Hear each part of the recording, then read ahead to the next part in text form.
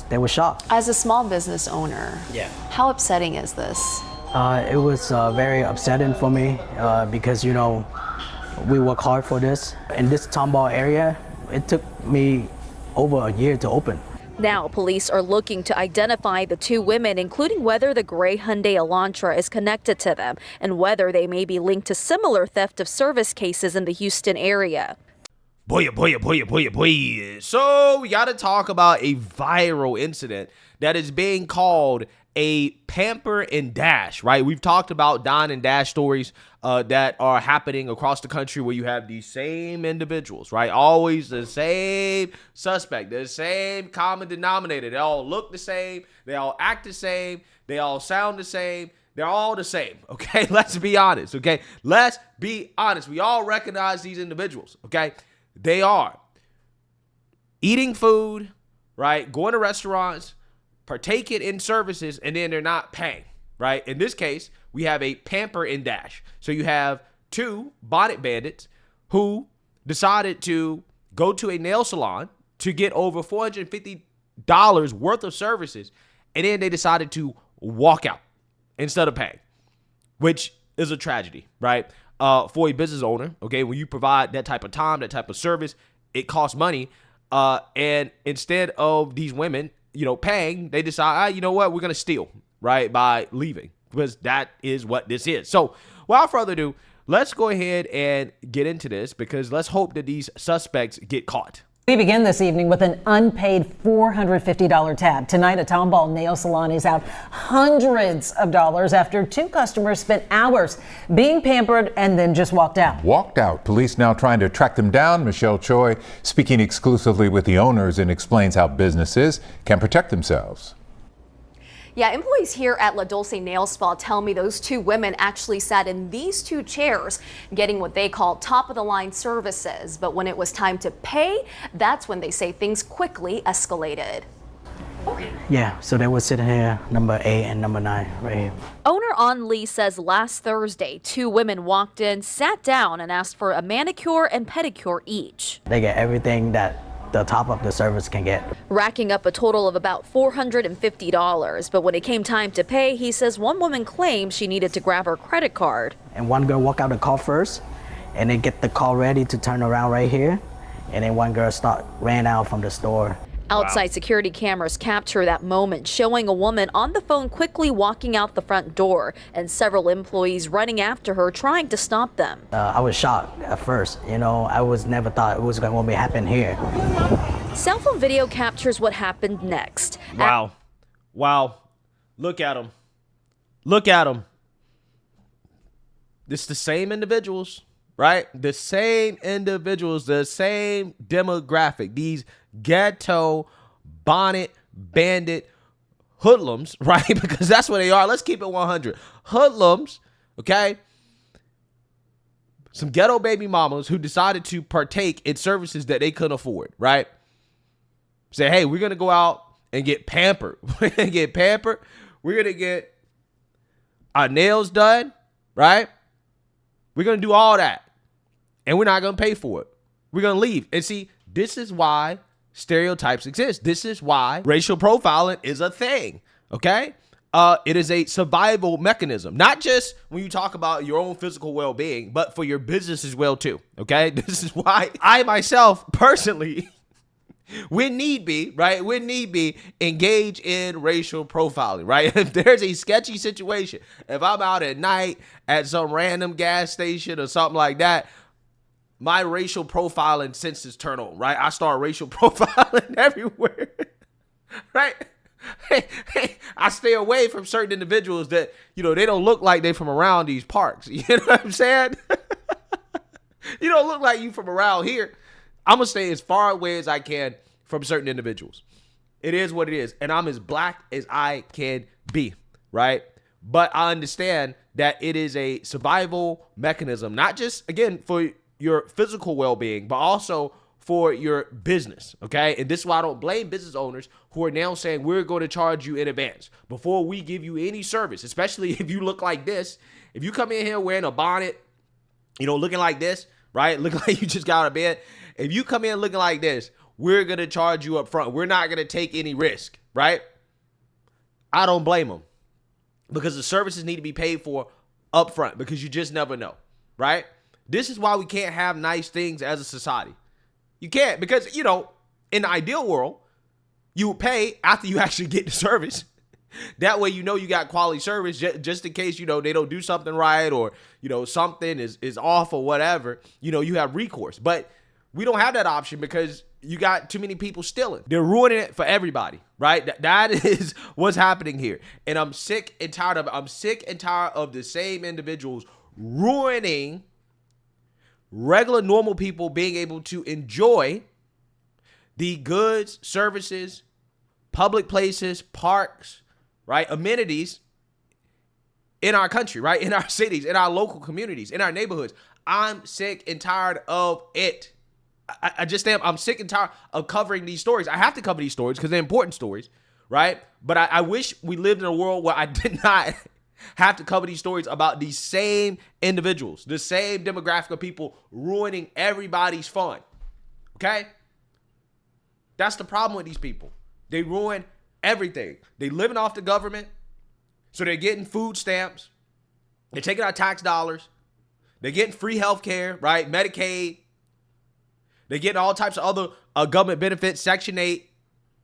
And then they do stuff like this. They steal from business owners. What do they contribute to society? Seriously, what do these people contribute positively? And then people want to boohoo, whine, and cry when you lock them up and throw away the key, right? Oh, mass incarceration is bad. You're locking up too many hoodlums. It's racist. And I'm like, what else are we supposed to do with these people, right? They don't contribute anything positively, right? They don't contribute nothing positive to our society. What else are we supposed to do with them besides lock them up, right? Besides throw them in a cage. I'm so serious. So, you know, stories like this, it's frustrating. It really is. It's frustrating because I really think that these people are ruining this country for law-abiding citizens, and I hate it, right? And they're ruining it really for law-abiding black folks, okay? Because again, I don't, personally, as a black person, I don't want to be subject to the stereotypes. I don't want to be subject to the racial profiling. But I get it. I understand it, because individuals like this ruin it for everybody, right? They give law-abiding, good black folks, which there are a lot of in this country, they give us a bad reputation. And this type of stuff that we should be calling out, right? We have to address this issue. This is a problem. And morally speaking, I don't even know how these people live with themselves, to be honest. Because I caught myself the other day. I was in the store getting an energy drink, a few energy drinks, and I wasn't even thinking, right? I was just on automatic mode, right? So I just grabbed the drinks and I just walked out the door, right? And as soon as I realized, oh, wait, I haven't paid for these drinks, I felt very guilty, right? I felt very bad. So I immediately went back in the store and paid for the drinks. But, you know, I'm just saying, like, from a moral perspective, okay, like, when I accidentally walk out of the store with something that I didn't pay for, I feel terrible, right? I feel like I actually stole something, right? Even though I went back and I paid for it, I still felt bad about it, because I'm like, wow, I actually walked out the door with these drinks without paying for it. Again, it was on accident. I didn't know. Again, I was thinking about work or something like that, right? Thinking about the next video I'm gonna make. That's what happens when your mind's always on work, right? When you always think about work, like, you know, sometimes I don't, you know, pay attention to, you know, what I'm doing, okay? Because I'm always thinking about, you know, the next video or the next news story or whatever, right? What I got to do. So it's like these small, you know, tasks or whatever. Sometimes, you know, I just get lost in the sauce. But yeah, I mean, even if I accidentally walk out of the store with something I ain't paid for, I feel terrible about it, right? We're talking about $2 or $3, right, worth of stuff. I couldn't imagine doing this to a business that charges $400, right? $400 worth of services, walking out, stealing. I wouldn't be able to live with myself, right? Just from a moral perspective, doing something like this. As that same woman tries to get into the car from the passenger side before climbing into the back seat, and the car takes off. The owner says at one point the driver allegedly threatened to hurt his employees. You know, my employee, they were shocked. As a small business owner, Yeah. how upsetting is this? It was very upsetting for me because, you know, we work hard for this. In this Tomball area, It took me over a year to open.